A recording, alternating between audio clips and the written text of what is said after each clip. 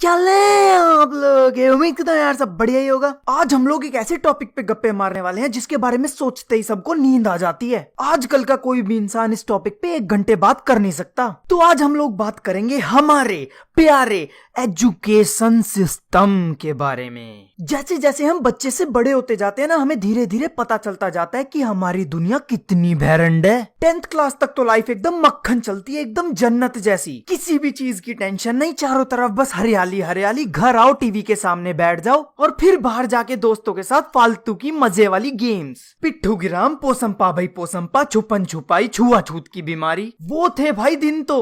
लेकिन जैसे ही तुम लोग 11th की सीढ़ी पे कदम रखते हो, बेटा अब तू 11th में आ गया, अब ना तू ध्यान रखियो। देख तेरे ना करियर के मेन दिन स्टार्ट हो रहे हैं। अब ये सही बात है, देख ये देख अभी जो करियर की तरफ लेके जाएंगे तो हर सब्जेक्ट ना ध्यान से चुनियो। 80% चाहिए तेरे को, कौन सा सब्जेक्ट चुनना है, science, maths, arts, commerce, subject में क्या करना है, सब्जेक्ट में पता चलेगा क्या करने वाले हैं ना फ्यूचर में। मेरे हिसाब से हमारे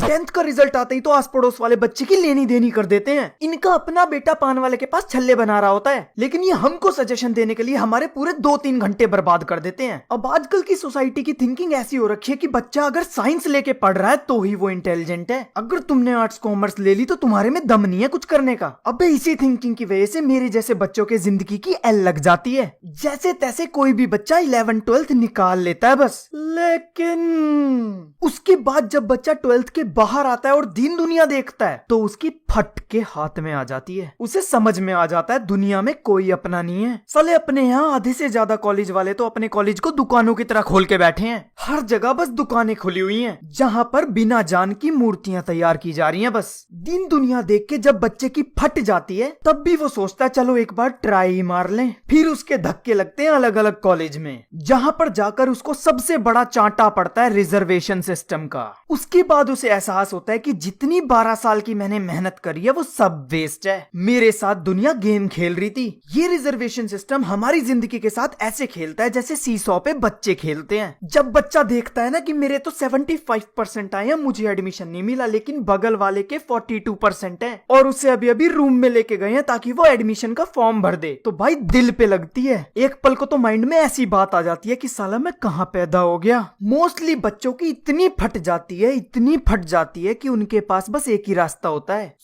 सुसाइड।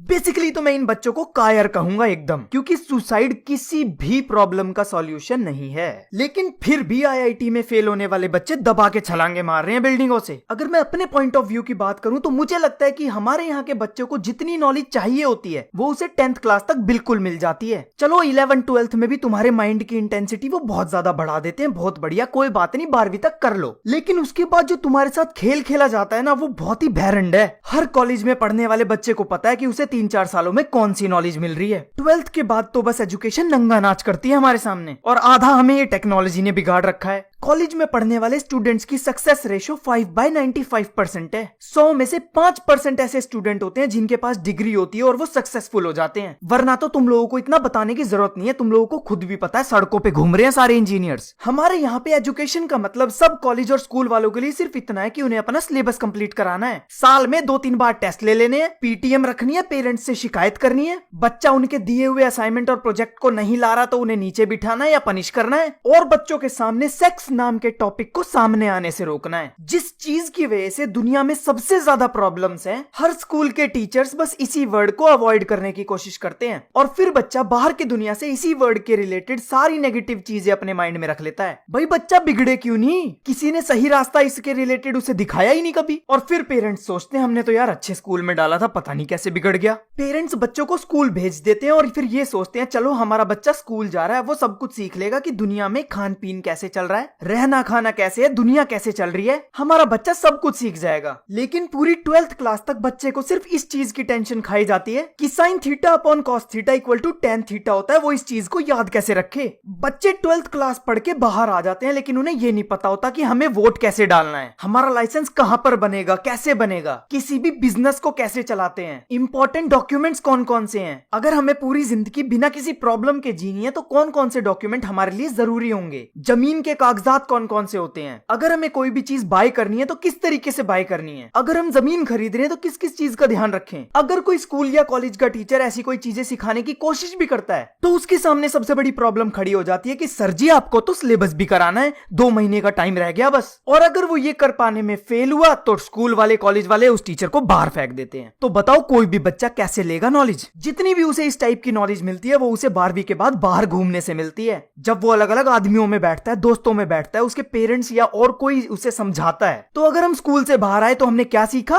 कि sine square theta plus cos square theta equal to 1 होता है। बहुत बढ़िया, वाह वाह, जिंदगी बन गई मेरी। तो अब तो मैं अपना घर चला सकता हूँ। जब इन प्रोजेक्ट असाइनमेंट्स और एक्टिविटी फाइल का सिस्टम स्टार्ट हुआ था ना तो ये थोड़ा बहुत ठीक चल रहा था। बच्चे इंटरेस्ट ले रहे थे, कोई नई चीज जानने की कोशिश करते थे, इंटरनेट पे जाते थे इंफॉर्मेशन ग्रैब करने के लिए, क्योंकि मजा आ रहा था ना, नई चीज थी कोई। लेकिन आजकल इस सिस्टम को इतना भैरंड बना रखा है कि बच्चों के माइंड में बस एक ही चीज होती है कि भैया कल असाइनमेंट सबमिट करना, आज के आज टेप डालो। कोई नॉलेज नहीं, कुछ नहीं, बस टेप डालो। कल बस असाइनमेंट टीचर को मिल जाना चाहिए क्योंकि उसने 25 नंबरों की धमकी दी है हमें, वरना वो 2 लेक्चर्स की अटेंडेंस नहीं लगाएगा। चाहे बच्चों को नॉलेज मिले ना मिले कोई परवाह नहीं है, पर उनके असाइनमेंट उन्हें मिल जाने चाहिए। क्यों? क्योंकि उन्हें ऊपर दिखाने होते हैं, हाँ जी हमने बच्चे से काम करवाया है, हम तो अपना काम कर रहे हैं, तुम बस हमारी सैलरी हमारी जेब में डाल दो। अगर कोई टीचर मेरी इस वीडियो को देख रहा है तो मैं पहले ही बोल दूं कि मैं किसी टीचर पे ब्लेम नहीं डाल रहा। अरे ये तो हमारे यहाँ का सिस्टम ही ऐसा है, कोई टीचर कुछ नहीं कर सकता इसके खिलाफ। भाई मैं खुद ट्यूशंस देता हूँ बच्चों को और मैं अच्छी तरह समझता हूँ कि यार हर टीचर यही चाहता है कि उसके बच्चे को, उसके स्टूडेंट को वो ज्यादा से ज्यादा नॉलेज प्रोवाइड कर सके। वो अपने स्टूडेंट्स को दुनिया की ऐसी नॉलेज दे दे जो दुनिया का कोई भी टीचर ना देता हो। लेकिन उस टीचर की टांग पकड़ के नीचे खींच लेता है कौन? हमारा प्यारा इंडियन एजुकेशन सिस्टम। हर स्कूल में गर्ल्स और बॉयज की रोज को अलग कर दिया जाता है कि कोई भी लड़का कोई भी लड़की के साथ ना बैठ जाए। अरे भाई सबसे बड़ा डिस्क्रिमिनेशन तो स्कूल वाले कर रहे हैं। पहले ही लड़का और लड़की को अलग कर दिया तो स्कूल वाले क्लास में ही भेदभाव करके डिस्क्रिमिनेशन के ऊपर 2 घंटे का लेक्चर झाड़ते हैं। स्कूल वाले पहले ही फ्यूचर की नेगेटिव सिचुएशंस को सोचने लग जाते हैं कि अगर किसी लड़के लड़की को साथ बिठा दिया तो आगे जाके तो भाई बहुत कुछ हो सकता है, पता नहीं कौन कौन से गलत काम हो जाएं। अबे हद है, तुम उस चीज को अवॉइड करके उनको अलग कर रहे हो। इसी टॉपिक के ऊपर उन्हें समझाओ ना।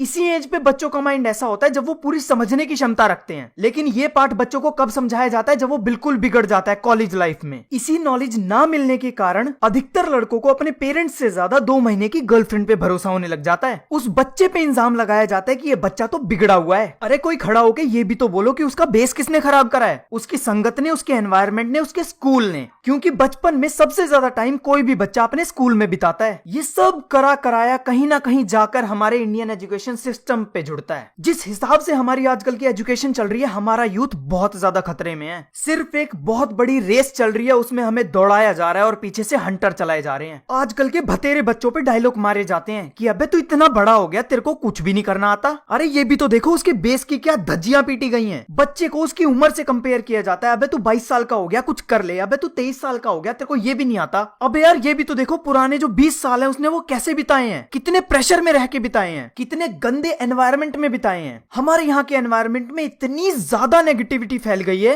कि पॉजिटिविटी तो बस एक शूटिंग स्टार जैसा है, कभी कभी दिखता है और किसी किसी को दिखता है जो लकी होते हैं। यार देखो मैं कोई फिलोसोफर नहीं हूँ, मैं भी एक स्टूडेंट हूँ और मैं अच्छी तरह जानता हूँ आजकल के स्टूडेंट्स पे क्या बीत रही है। जितनी भी मैंने बातें बोली हैं वो सारे मेरे पॉइंट ऑफ व्यू हैं, जितना मैंने अभी तक अपनी लाइफ में एक्सपीरियंस किया है। और सच में आज तक मुझे जितनी भी नॉलेज स्कूल या कॉलेज से मिली है उससे 100 गुना ज्यादा नॉलेज शायद मुझे बाहर वालों ने दी है। बेशक कई लोग मुझसे डिसएग्री करेंगे, लेकिन कहीं ना कहीं उन्हें भी अंदर से पता है कि मैं एकदम ठीक बोल रहा हूँ। सच में अगर ये वीडियो कोई टीचर देख रहा है ना यार, मैं सिर्फ इतना कहना चाहता हूँ कि हर बार जब भी आप अपने स्टूडेंट्स को पढ़ा रहे हो तो थोड़ा सा टाइम अपने सिलेबस से हटाकर कुछ ऐसी बातें अपने स्टूडेंट्स को बताना जो एक्चुअली उनके काम आएंगी। मुझे पता है हर टीचर के मन में कई सारी ऐसी बातें होती है जो उसे लगता है कि हाँ स्टूडेंट्स को ये जाननी चाहिए, उनके बहुत काम आएंगी, लेकिन वो सिर्फ इसीलिए उस चीज को दबा लेते हैं क्योंकि उनके ऊपर प्रेशर होता है कि उन्हें सिलेबस कंप्लीट कराना है। और एक हार्श रियलिटी ये है कि जितने भी ऐसे टॉपिक्स होते होते हैं जो टीचर बिल्कुल सेपरेट होके समझाता है, जो related to our real life होते हैं, वो एक्चुअल में इंटरेस्टिंग होते हैं। बच्चे को पूरे लेक्चर का कुछ समझ में आया हो ना आया हो, लेकिन उसे ये जो सेपरेट बात होती है ये पक्का समझ में आई होती है, और वो शायद अपनी पूरी जिंदगी में उस चीज को याद भी रखता है। ये मेरा खुद का पर्सनल एक्सपीरियंस है। शायद मैंने आज की अपनी पूरी भड़ास निकाल दी। तो यार हम लोग ना इस पे कमेंट सेक्शन में बिल्कुल डिबेट नहीं करने वाले, मैं सच में बता रहा हूँ। ये मेरे अपने पॉइंट ऑफ व्यू थे, तो यार